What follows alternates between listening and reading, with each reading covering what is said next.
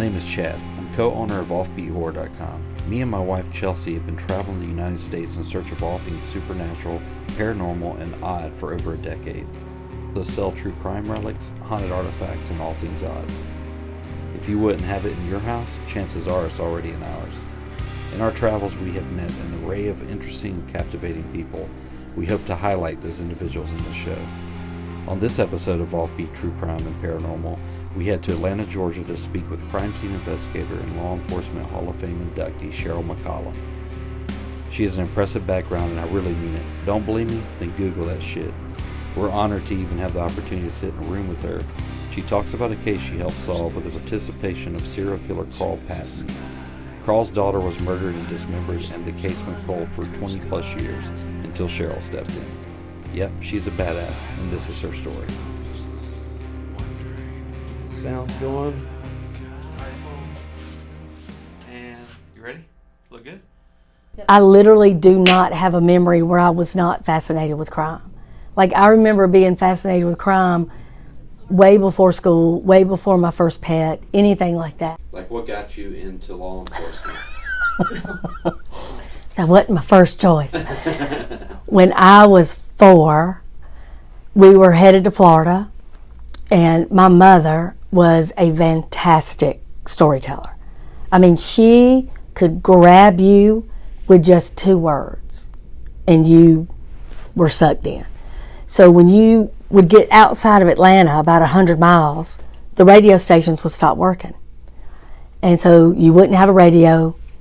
Back then, you know, there was nothing in the car but you, right? There was no phones or anything.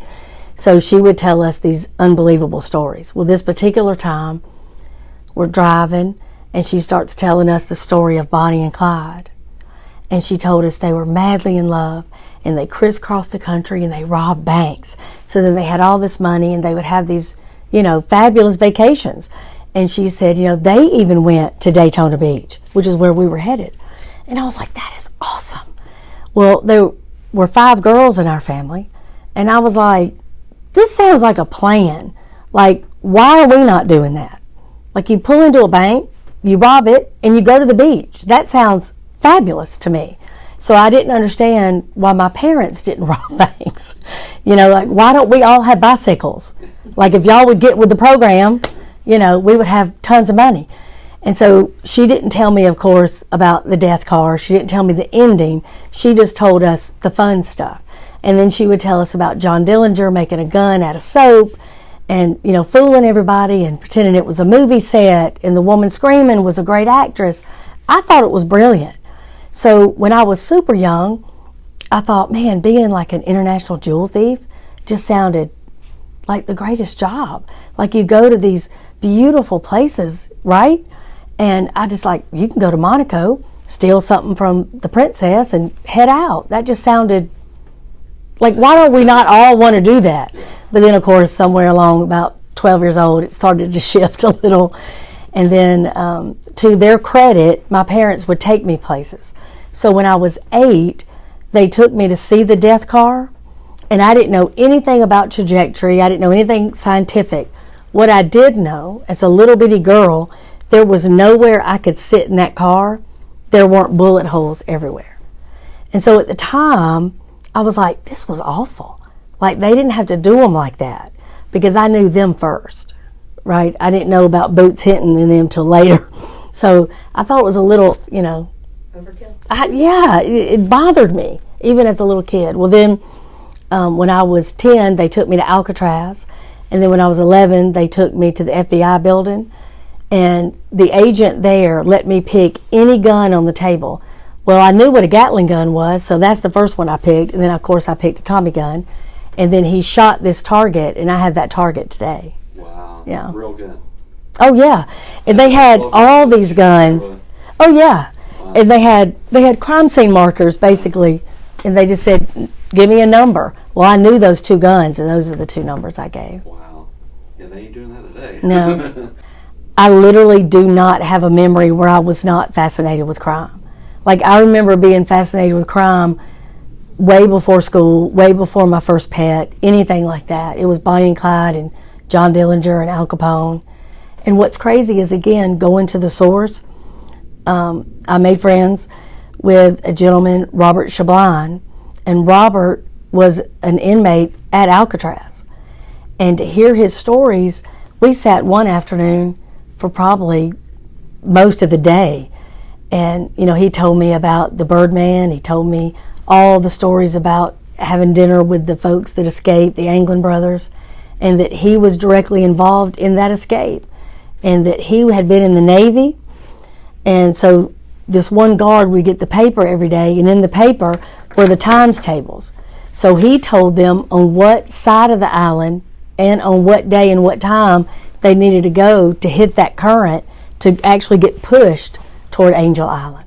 And I'll tell you something, when Robert died, he wanted to have his funeral on Alcatraz. Really? And he wanted to be cremated, and he wanted to escape that island one last time.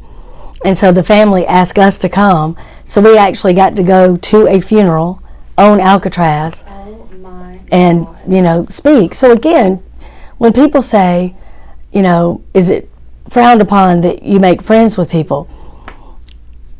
People are people. Mm-hmm. And sometimes it's the luck of the draw. You get good parents, you get bad parents. You have a drug addiction or you don't.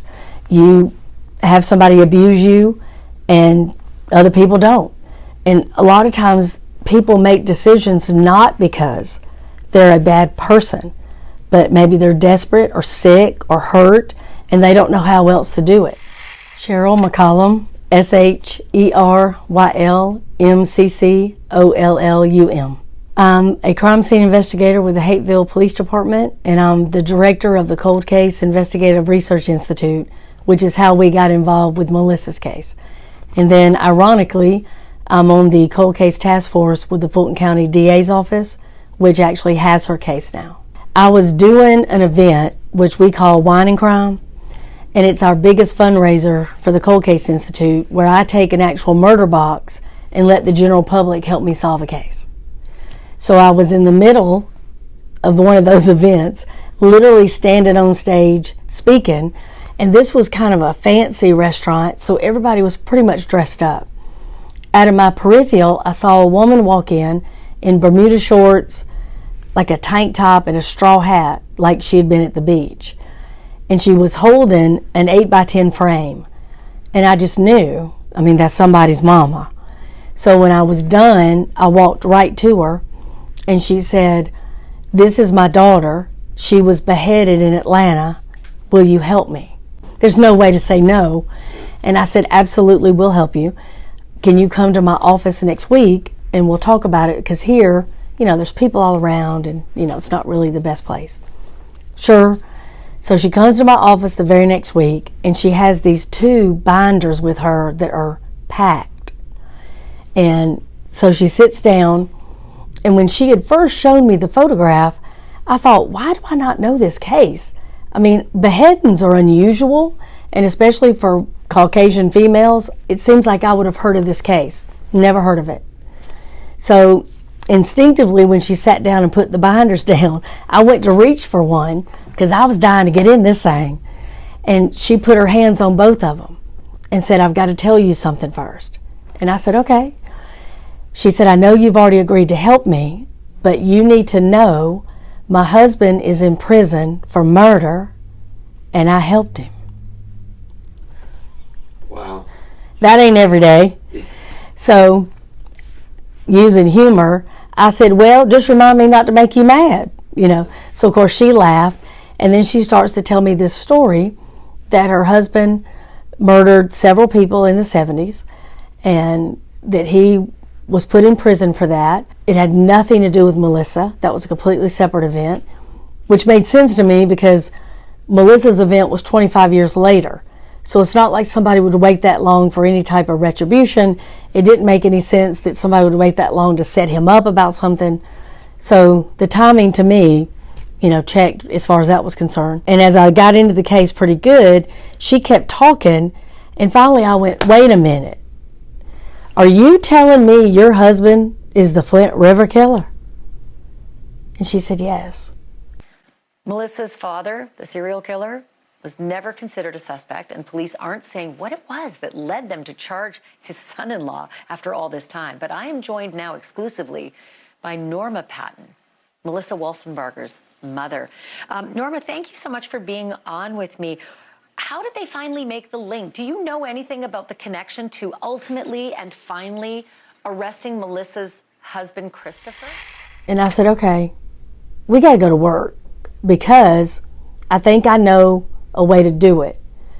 And Carl Patton has got to be a part of this, because how often are you going to have an expert, so to speak, in murder help you on a murder case? So when it came to victimology, Carl was clearly somebody I needed to talk to. He knew his child. He knew her background. So did her mama, but having both parents, right, they see the child differently sometimes. Does that make sense to you? I wanted his version of who she was married to versus her mama. Then, the more I got into it, there wasn't just somebody that I narrowed down. There was only one suspect. Melissa Wolfenbarger married her high school sweetheart. Never any evidence of an affair. She had 2 small children that took up all of her time when she wasn't working. She didn't have girlfriends. She didn't have a social circle that they went to dinner parties or anything like that. Her whole world were her 2 children at the time that were 1 and 3. A lot of times a killer will say, well, my wife ran off. A wife might leave you. Not going to leave her children. She's not. Right?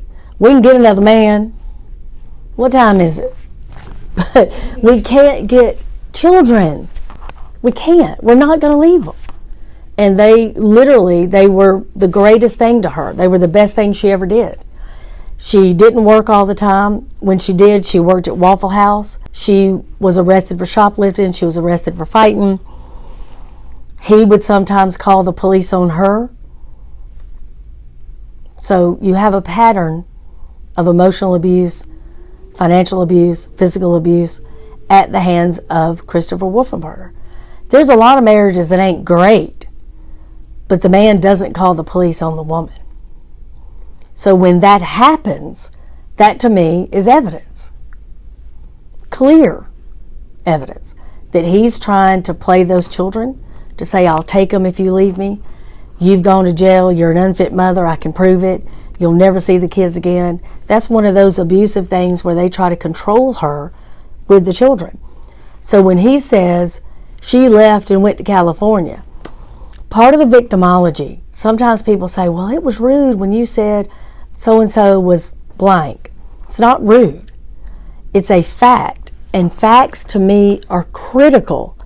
So when I tell you she was poor, it goes into the victimology so that when I say to you, there ain't no way, 1, she could get to California, and 2, could not financially survive out there. Like, it's crazy expensive there. Didn't happen. And again, she would not have left her children. Then he says, well, she left because she was going to start a business making fake IDs and things for people. So now you're telling us this woman who is missing, the mother of your children, is a criminal. That's just more evidence to me of what he's about, if that makes sense.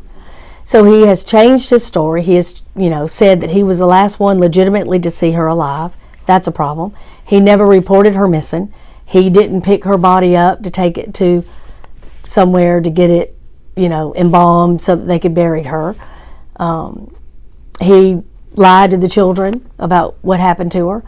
Even after he found out she didn't run off, that she was actually murdered, and murdered in such a horrible manner, he never went to law enforcement and said, hey, wait a minute, am I safe? Are the children safe? Like, who would have done this? Her dad's a criminal. Is this somebody coming after all of us? That never happened. Was there ever any motive that was uncovered in the investigation? I don't know if it was motive. I'll tell you what I personally believe. Again, it was a volatile deal. I mean, they would fight physically. Mm-hmm. I don't think he meant to kill her. I think he had probably choked her a couple times, and I think this time he strangled her a little too long. I think that's what happened, and I think he panicked. And I don't think he knew how to get her out of that house, so he chopped her up, put her in bags so that he could transport her to a place that he knew to put her. You can hear the train. Yeah. So on the back side of these woods are train tracks. And the reason that's significant is because you're not going to have anybody coming from that way. Right. And when it comes to hiding evidence, you know what I mean? Was there ever an investigation done at their home, their old home? Yes. Nothing? They utilized subliminal, and I think there was a few areas that it showed up, but it would. I mean, just general living. But the house has since been torn down. The other thing that kind of leads you to think something happened, because as soon as all this went down, he fled and went to a town called Dublin, Georgia, which is south, and lived with a woman who already had a home. So nothing had to be in his name, not a light bill, nothing. And he was living under an assumed name. That tells you everything. I was like, what about him is not? So here's the deal. God. You're married to this woman that you have loved since high school. You have 2 children together. She disappears. You flee and are living under an assumed name. You know she's not coming back, because if she did show back up, you're gone and no way to find you. If you're a decent person, you want the children to have access to their mama. She wasn't a drug addict. She wasn't abusive to the children. Right. She loved them. They remember her singing and playing, and they were literally her entire world.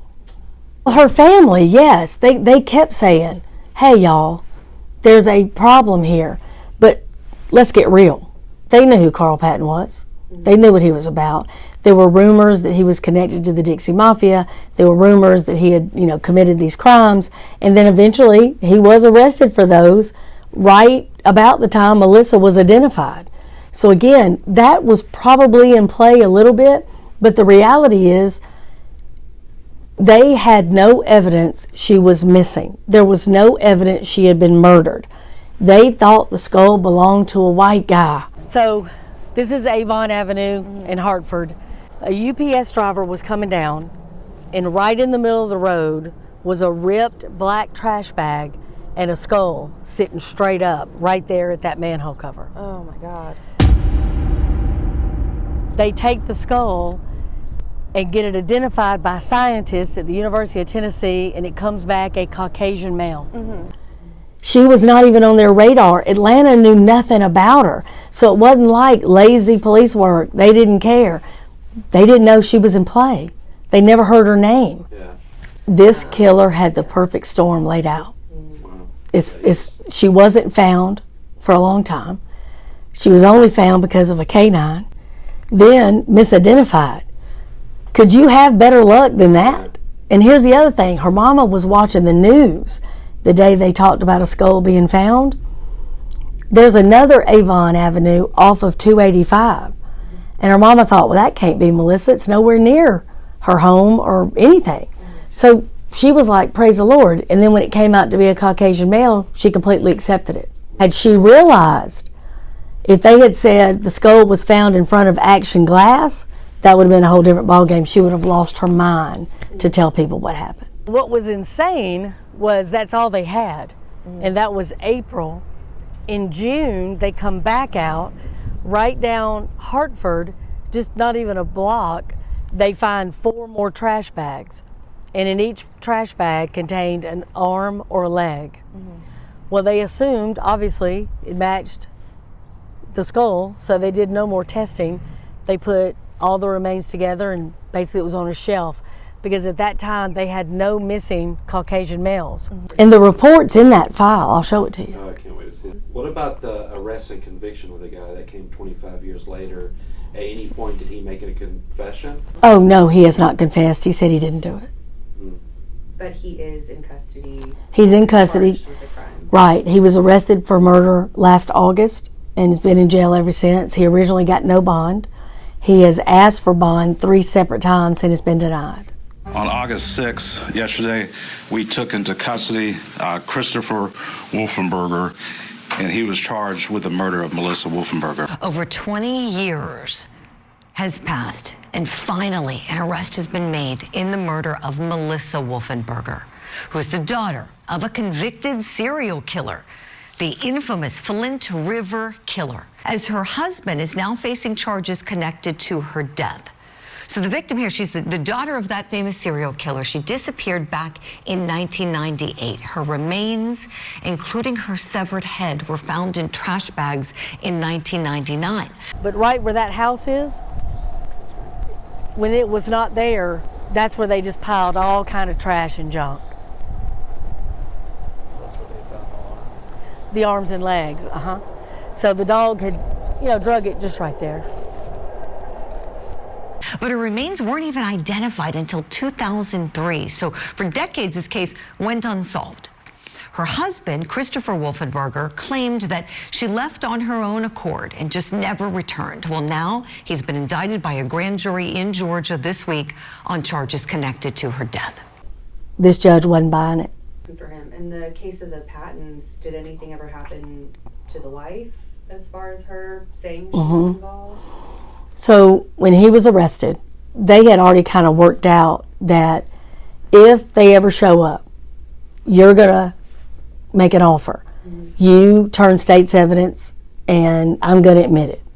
So what Carl did, he walks into all the different counties. So it's Clayton, Henry, DeKalb, and Fayette. And he walked in and admitted to every murder. To the point, when they were all done, the last one, they were all packing up, all shaking hands, all leaving. And Carl goes, well, do y'all want to know about the fifth one? And everybody's like, what? What did he say? And the judge is like, are y'all freaking kidding me? And Carl's like, well, What? I'll let you know about it if you want to know about it. Oh my God. So She's turned state witness. yeah, and that was their plan. Norma, their loyalty for each other is off the charts.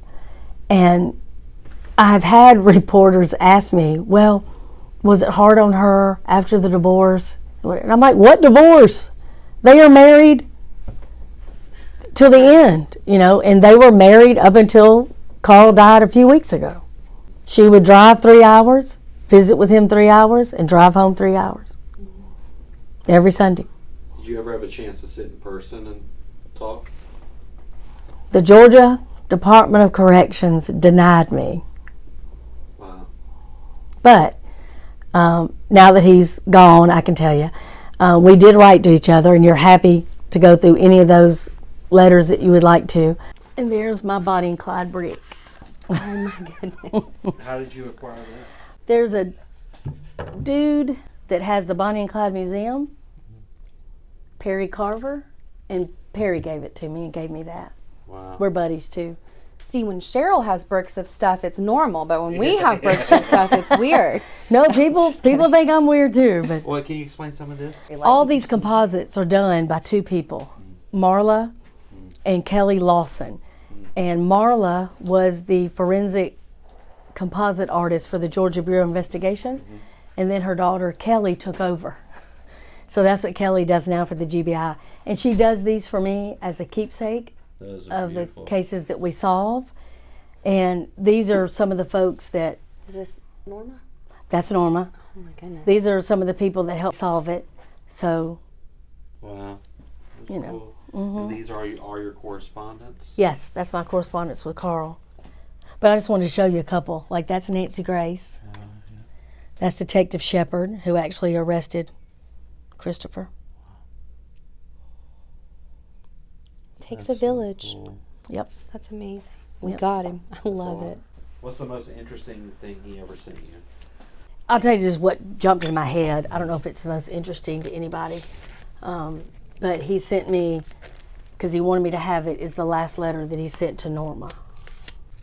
So that touched me, And you're welcome to take it out and look at it.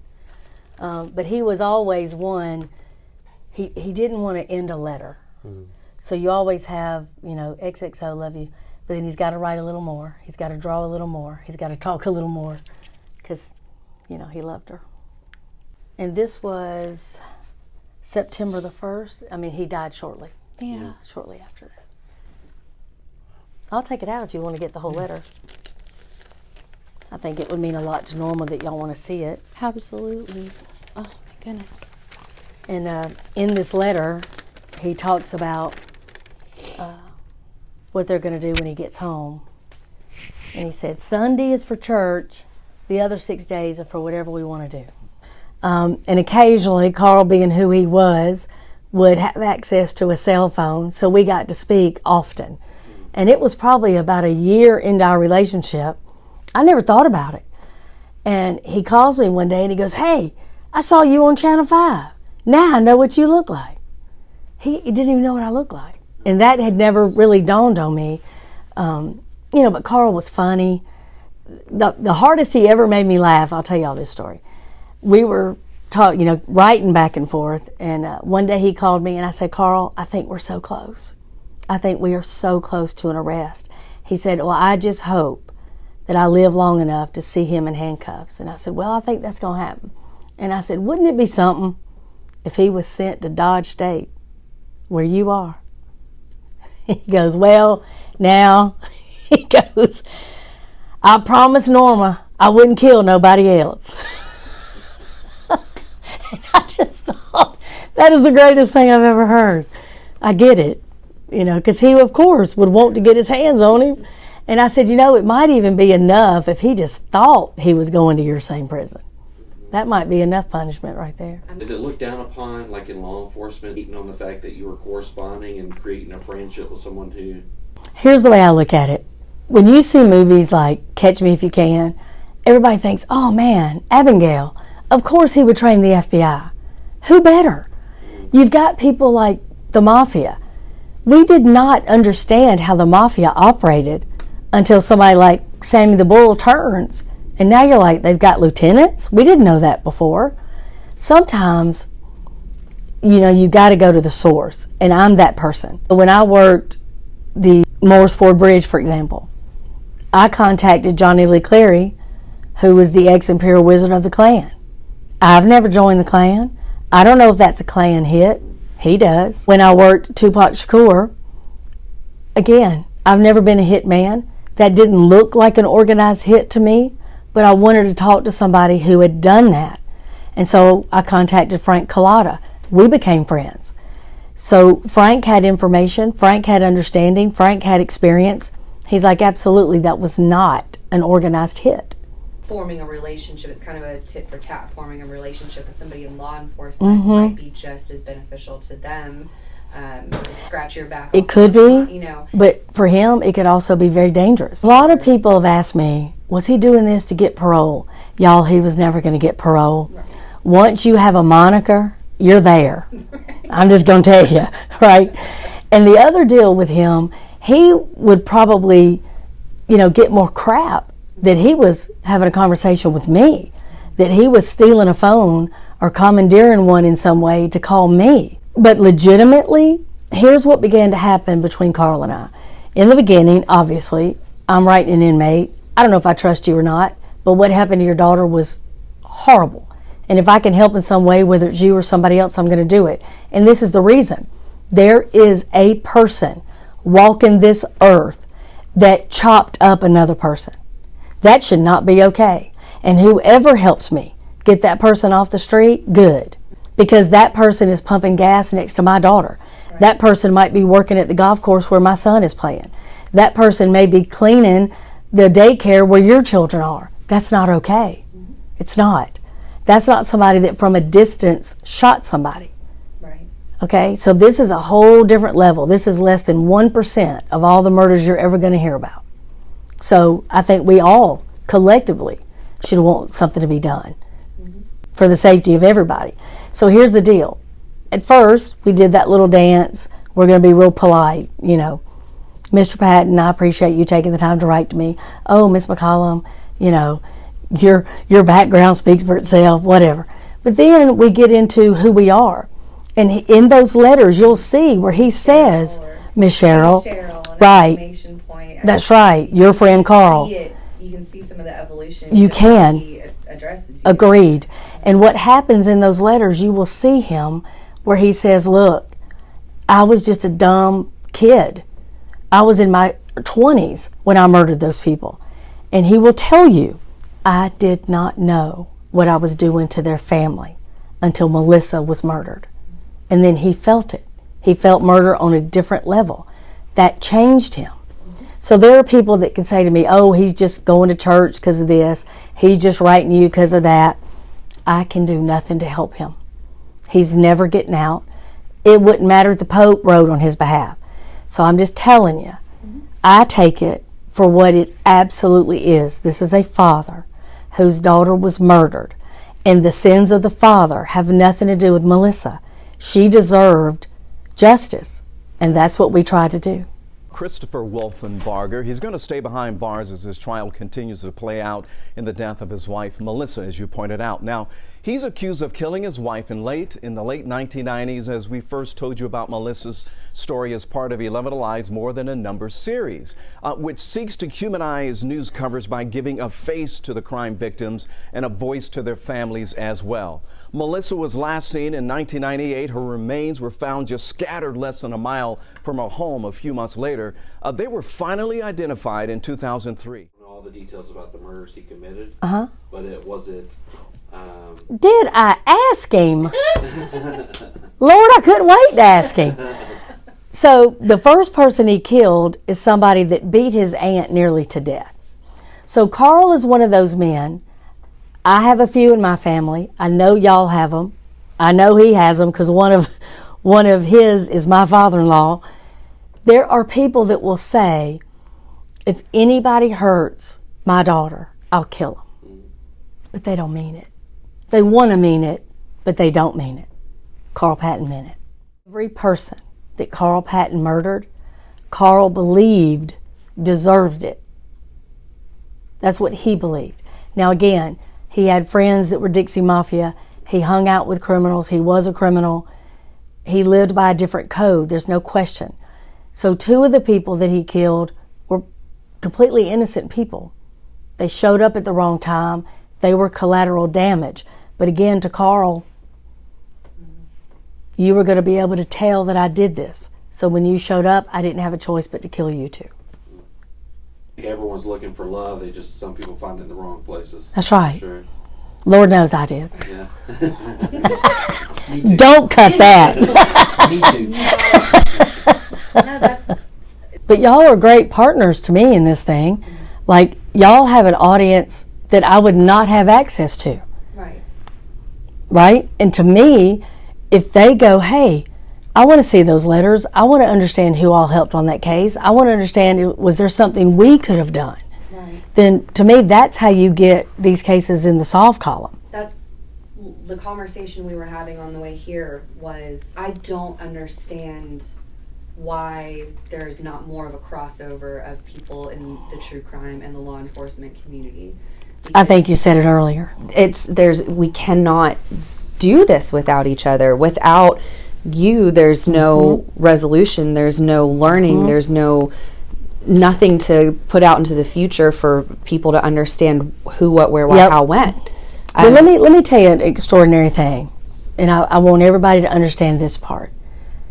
In an odd way, yes, Carl and I became friends, sure. But I also became friends with the children of Liddy Evans, one of his victims. And let me tell you about them. 5 children who lost their mama, okay? Totally put their life on a different track immediately. She was loving and kind and caring and would give you the shirt off her back. And Carl Patton killed her. To their credit, not one of them, but when I reached out to all 5 of them, they basically said the same thing, and this is what they said to me. I don't care what happens to Carl Patton. He deserves to go to hell, but his daughter didn't deserve that. And if we can help, we'll do that. So all of this, what you're saying, is an education that we have to have. So again, me contacting Carl or Robert or any of them, it gives me an education I could not get anywhere else in order to put these cases where I think they need to be. I think I'm the only mama that I know personally that never told their children there's no such thing as a boogeyman. Absolutely there is. There are monsters walking right now. Yeah. Far worse than anything. And I need them to know that. Yeah. So if they get that gut feeling, like that guy makes me feel weird, go with that.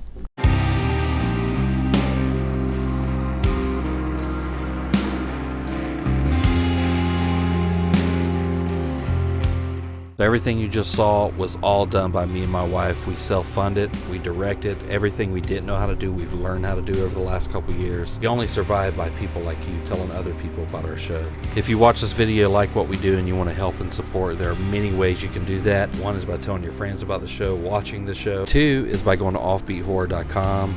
Feel free to purchase something from us, whether it be a human bone or true crime relic or anything like that. All those things really, really help. Or maybe you want to be a producer on the show and get credits on IMDb and wherever else the show is released. You can absolutely do that. Just go to offbeathorror.com, reach out to one of us directly. We'd love to have you. Until next time.